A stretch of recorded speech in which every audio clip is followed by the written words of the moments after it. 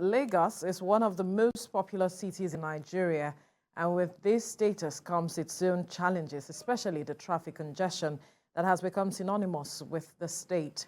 For many motorists and drivers, bending the rules a little has become the norm. But the Lagos state government took a drastic action recently to ensure the laws are followed by confiscating over 130 vehicles and putting it up for auction. A decision that got many people talking, including those who describe it as extreme. Well, joining us now is lawyer and social development advocate Olutunbosun Osifowora. Good morning. Thank you for joining us. Always a pleasure to be here.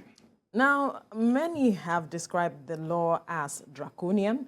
There are those who have said that it's harsh, insensitive of the state government. So many descriptions for that law. And I'm wondering what you sense by this law that the government is set to be also reviewing as we speak. But then again, with what had happened, there are those who are saying, no, the government has to go beyond reviewing this law. Nigerians are amazing people. This is the only country where I see the citizens, they come, they criticize the laws, they meet the same laws outside, and they obey the laws without even flinching, without complaining. Now, and one of the things we need to understand and realize in this part of the world is that the law is the law. As far as the law is what it is, as it is, then you have to obey it until the laws are changed or challenged in court or reviewed. Now, I think the event that happened, we could go into that. Yes, absolutely. You know, where somebody was driving against one way. I mean, somebody took one way, driving against traffic, which we call one way. And then the vehicle was seized. And then I learned, I saw some things. I don't know if we could bring it up, that the same person assaulted an officer of the law. Now, and then the person was taken to court. The car was removed from where it was, confiscated, and that was what happened. At the end of the day, the guy was charged to court. I mean, he was, for the offense, he had to go to prison for 3 months and everything. Then the cars were auctioned. Eventually, we saw, I think it's one of the opposition that came, they went to, in some solidarity with the guy, and I looked at it that, how low can low be? That somebody has offended, somebody has been disciplined, and the best you could do is to go there, and you're talking about the economic implication of what has been done to this. But shouldn't that be considered with the economic situation in the country? I will tell you what it is. Without mincing words, comrade just left. Ayo, we finished from last week together. He can testify to this. At least I witnessed 3 times where somebody driving against traffic hit students, and they died on the spot. I don't know what economic implication can erase the life of a whole human being. Now, when you drive against traffic, you remember even in the laws, in the Lagos State Traffic Laws 2012, which is the extant law, it says that, let's just start with the laws, then we'll go into this thing. Now, Section 1 says that LASTMA was created to manage and control traffic. Section 1, subsection 2 says that the officers in LASTMA have the powers to arrest. I've seen some SMS go around, some WhatsApp stuff that says LASTMA cannot arrest you. The law is there. It says they can arrest, and then they can go ahead and even prosecute you. I mean, they take you to court and make sure that the fines are paid. The officers of the law. Now, they're officers of the law. That's right. Now, coming to how this thing works, Section 7 and Section 17 of this same Lagos State Traffic Laws says that when a car is removed, when a car is confiscated by the officers of the law, who has a discretion to do that, once he feels a reasonable cost to take this car out of the way, or this car is going to obstruct traffic, he can take the car away. The task force can come and take the car away and put it in their garage. Now, the law says that, one, that car can be there for at least 1 month. Then, after 1 month, they will publish in the national newspaper and in the Gazette that these cars should be sold at auction price. That is the law. That is the position. It is there. Section 17 is there. Section 8 is there as well. a fact, Section 17.3 says, Section 17.1 says that any car that is removed from the road after 1 month is vested in the government. It becomes a property of the government. Now, so the government has the right, they have the capacity to sell this car. And that is what has played out in this place. Now, so somebody has contravened the law, somebody has assaulted an officer of the law, the person has been made to pay the price. They said he was away for 3 months. Then I had things like he lost his child, which we commiserate with him. I mean, nobody prays to lose a child. But those are things beside what is on ground. Everybody has something they've lost. Now, imagine if a life was lost in that regard. Have you looked at that? Do you know whether the person is the breadwinner of his own home? Do you know how many people will be plunged in sorrow for life? Now, so you come and tell me, then somebody who is trying to be the governor of the state now comes forward and you go in solidarity, then they're doing GoFundMe with this same person. No, well, that's broken the law. That's not how to do it. See, the day, let's assuming but not considering that he becomes the governor, this thing is going to haunt him. You see, governance is not play. Governance is not drama series. It's not soap opera. It's not something you just do. You do like, roll tape, cut, then we come back again and play. That's not how governance is. Lagos is the biggest city, is the biggest commercial hub.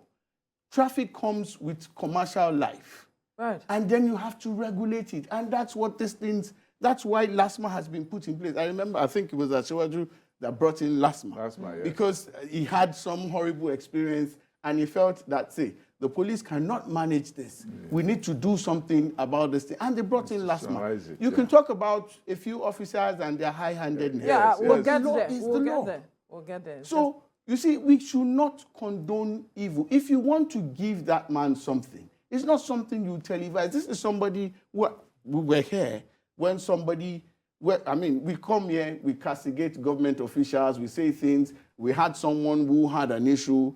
I think it's in the news, so we could talk about it. The grass cutting incident and how the thing went down and how the thing played against the man. The optics were against him. Fantastic human being. But because of that incident, nobody's following him. Now, so you now deemed it fit that this same man, like they say in local palace, acid hot. You now went there, to that. I know it's not, that's a low. For me, it's a big low. I think you have to distinguish between what is law and what is draconian. And it's very difficult to say a law is draconian in an atmosphere of chaos. How do you speak to that? Because I remember when I was driving somewhere in Colorado when I was in the U.S., I saw a sign that said, if you throw any litter, it is $1,000 fine. So if you throw just a piece of a foil of sweet and you throw it out, that costs you probably less than $1. If you are caught, you're going to pay $1,000. That is a way of saying that you already know the law. Just and as they say, is not an excuse. Without using, stay your own lane. Exactly. That's what we say. Just stay your own lane and stay out of. We always get to a situation where people move against traffic because they feel that they can get away. They can get away with it because they feel that they are big men or they are soldiers. Remember the incident with Fashola and the colonel the other day, and they said, "Look, this man, you have to account to the law." So that is the kind of thing we're talking about here. That if you say somebody is supposed to be obedient to the law, and the person does not obey the law, and your vehicle is impounded, within 1 month you're supposed to come and do all the necessary things to take it. And if you don't take it, it will become a property of the government. The government cannot keep your cars forever. No. Okay. If you don't do that and then they sell it, you're coming to say they took your economic right from you. What economic right? You first of all broke the law. You endangered the lives of how many people by going against traffic, which you see quite often in Lagos. Now, one of the things you also see with Nigerians is, or people in Lagos, let's just narrow it down to Lagos. They'll tell you maybe people are taking one way. Let's just use the word one way because that's what we're used to. Now, then the officers come in and stop a particular set of people. The next thing you hear is some people have gone. Why didn't you go after those ones? Why us? All right, we'll continue this conversation. We need to quickly go on a commercial break. When we return, we'll continue. Stay with us. All right, thank you for staying with us. And we're looking at the Lagos traffic laws. This is stemming out of the recent auctioning of some vehicles that has generated divergent reactions across the state and even Nigeria. And we have a lawyer here who has been speaking with us on that, a social development advocate as well, Olutunbosun Osifowora. Now, there's the aspect of persons questioning the aspect of the fine and still asking people to either forfeit their vehicles after paying the fine. And there's the aspect of impounding vehicles. And in some cases, you pay the fine and you're either sent to prison or something like that. There are those who are questioning, why are we having both despite having paid the fine? Because there's also the aspect where you paid the fine and do the time. And then there's also the aspect of paying the fine and also getting your vehicle impounded or forfeited. All right. You see, I think there was something that Sam raised earlier that ignorance of the law is not an excuse. One thing we don't do in this part of the world, we don't really read the laws. We just know the laws are there. You don't go through it. And the few who read the laws, they just run off with one sentence. Now, Section 10 of the law is very clear, of the Lagos Traffic Law 2012, which is still the extant law. It says that if your car was impounded by an officer of the law or even police or the task force, that once you pay, you get the receipt, you pay the fine, which has been assigned to that offense, that between 8 a.m. and 6 p.m. every weekday, once you take it to the office, they are under, it says shall, they are under obligation to release your car to you. Though it says that you must attach driver's license and every other documents to show that you're the one who owned this vehicle and all that. It's a given. There's no debating that fact. Now, where they don't do that, you have the right to take them to court. Now, yes, no, the law doesn't just work with the officers alone. It's not them against you. The law is for everybody. The law works for all of us. The law is for our common good. So Section 10 is there. It is clear. If you read further, the whole of Section 10 breaks it down further, that once 3 subsections are under it, it says once you tender your receipt that I've paid this fine. So now there's an aspect of the court where somebody is taken to maybe the mobile court or whichever court. Now, the court can decide that you will pay fine and still do the term. That is based on the discretion of the magistrate or the judge before whom you have come. Really? Yes, the judge has that power and that capacity and capability to do that. Now, but there is nowhere that says that your car, you pay fine on the car, you pay the necessary fine, and cars will be impounded. It doesn't work like that. Now, is it possible that it is a situation where a person decides to pay under the table, and then the person you paid for tells you you have already paid, but it's actually a bribe? We like circumventing. And then when the law catches up with you, say, but you have paid your fine. No, you didn't pay your fine because you don't have any papers. That is what you have in most cases. That's why the law is specific. It says your receipt. There's a receipt that is given to show that this fine has been paid. In fact, there's a Lagos State receipt that is always given to you. Now, the only problem is, like Uncle Sam raised also, is that people like to do the under-the-table thing, and sometimes it can be rigorous, the payment process, because sometimes they'll tell you, you committed offense here, go pay there and all that. And this I've seen I've been to a few countries. I've seen it happens regularly. In the UK, there are some traffic offenses that you commit where you go and pay. Another day, when you are passing, it's a way of resetting you that you won't do this again. Now, but when we see that here, we refuse, we complain that no. But it says once the receipt has been issued, then you have to take it there. They are under obligation, but your cars will be given to you weekdays between 8 and 6 p.m. And now that brings me to the question of if all of these laws can really sanitize the society. Yes, the intention of government might be to sanitize the society for security purposes and all of it. But with what we have seen over time, can it really sanitize the society? There are no bad laws. You only have bad enforcers. You have people, citizens, or indigenous. Except where you have dictators. Well. Like decree number 2, decree number 4.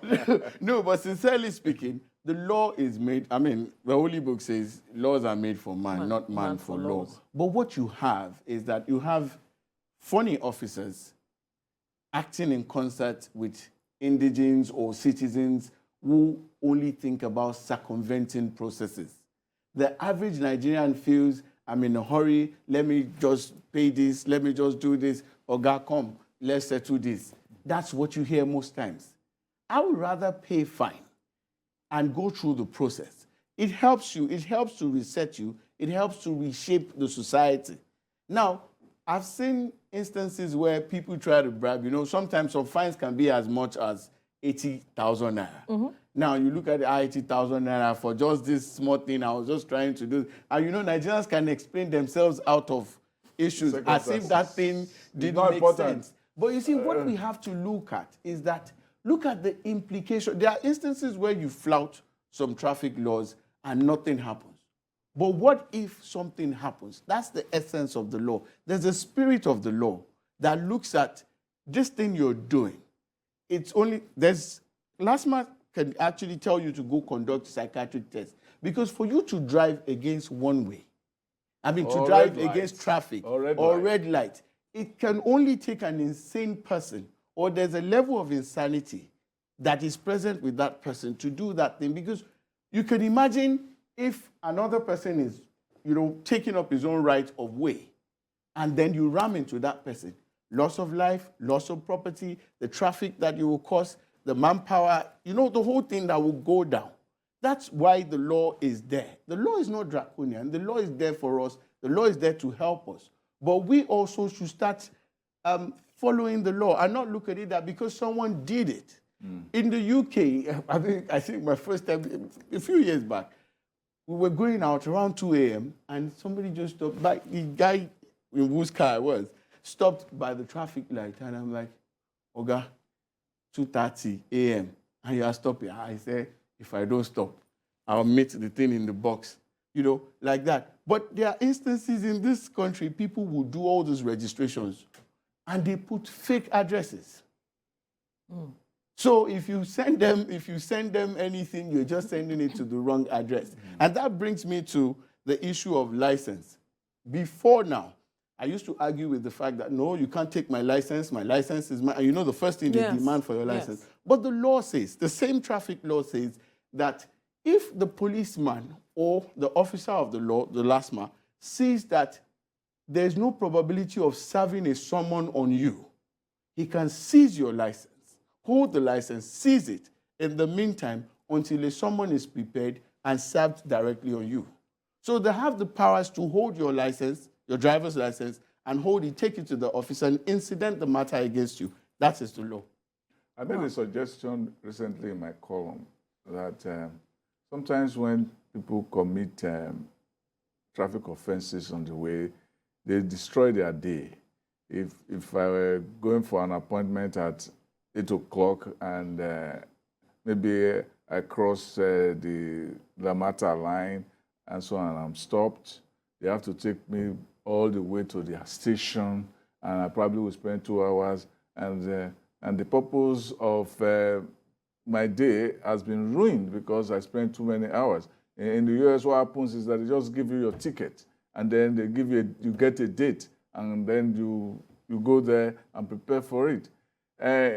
Don't you think it's high time Lagos thought about digitizing this kind of thing, that when you commit the offense, since you cannot get to the address, you will be made to pay at that spot. You should have something like POS or some kind of technology that will force you to, one way or the other, pay within short order so that you can go on with your day. I'm aware the Lagos State government is really trying in that regard.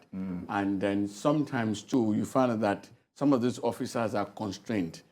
You don't, manpower is short, and then also the use of technology in this part of the world, it's limited when we compare to other climes. Now, but what we have is that I know the state government is working in that direction because there are a lot of complaints in that regard. A few years back, I was one of the facilitators for the training for LASTMA, and these were some of the things we recommended after like 4 months training, because they too had things to complain about, and we had to come up with a report and say, okay, these things need to be in place, because you find out that there are instances where you see officers of the law jumping in cars, right? Yes. Trying to do. We warn them against that. It is not necessary. It is dangerous more for them, even than for. They've done it to me. Yeah.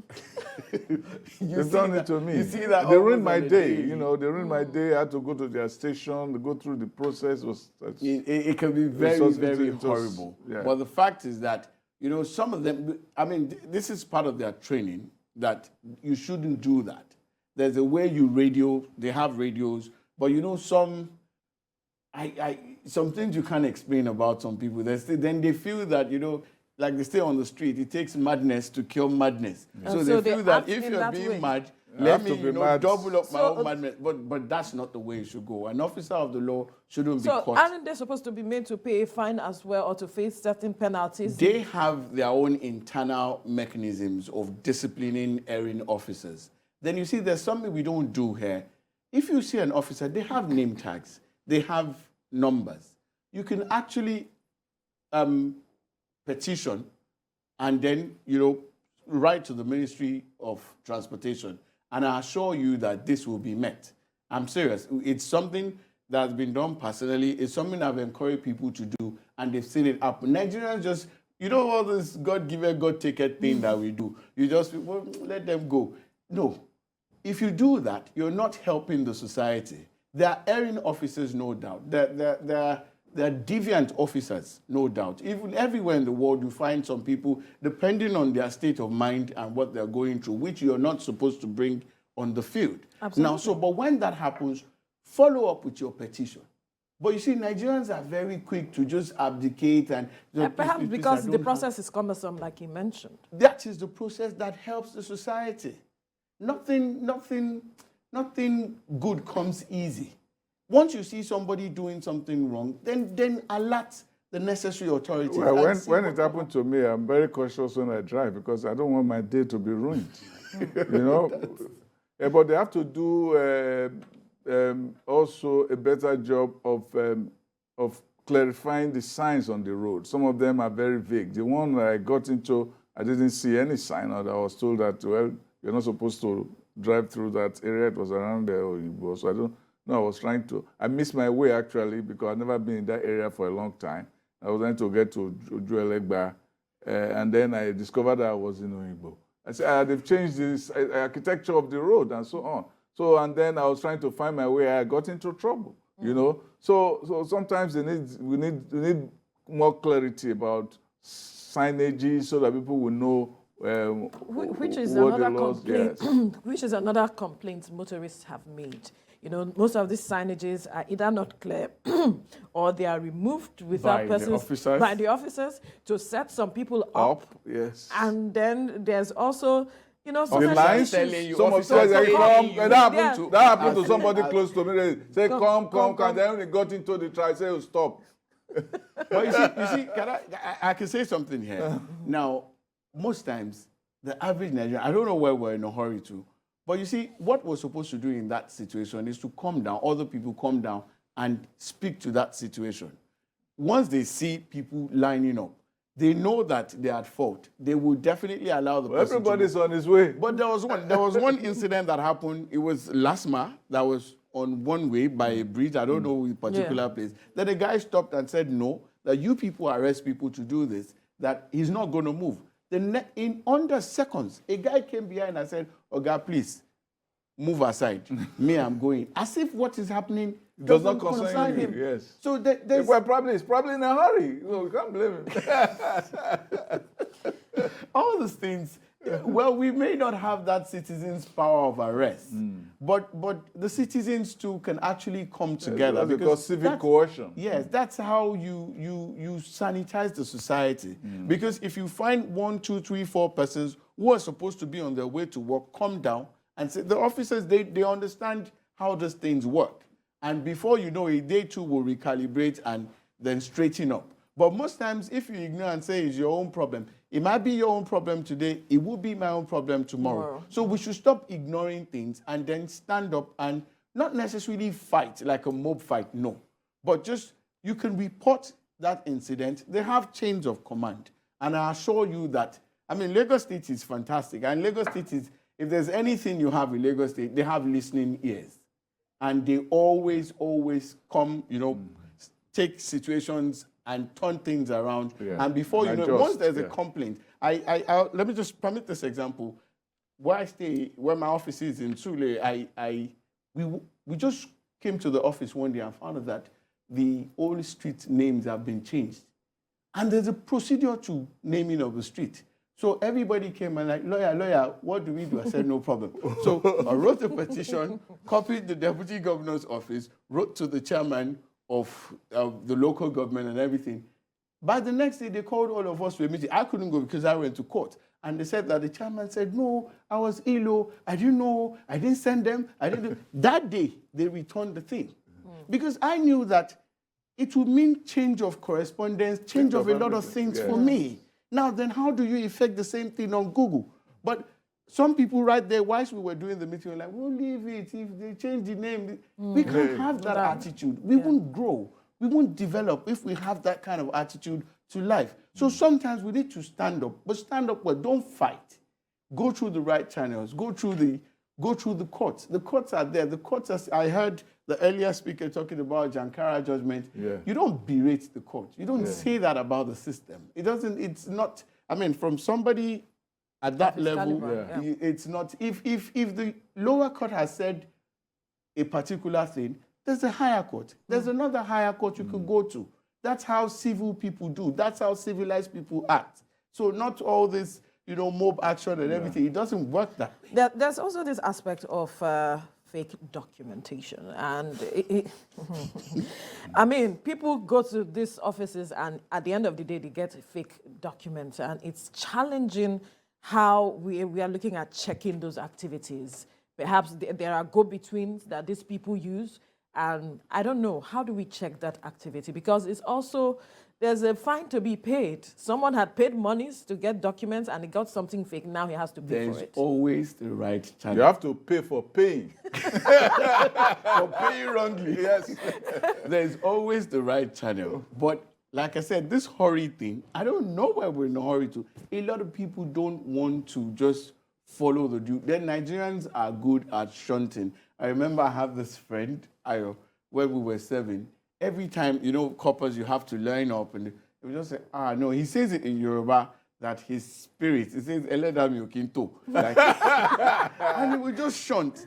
And you know, he's always lucky. We had this story about those who are queuing to see the queen and so on. I was joking domestically that if it's in Nigeria, say all these area boys will go and take spaces.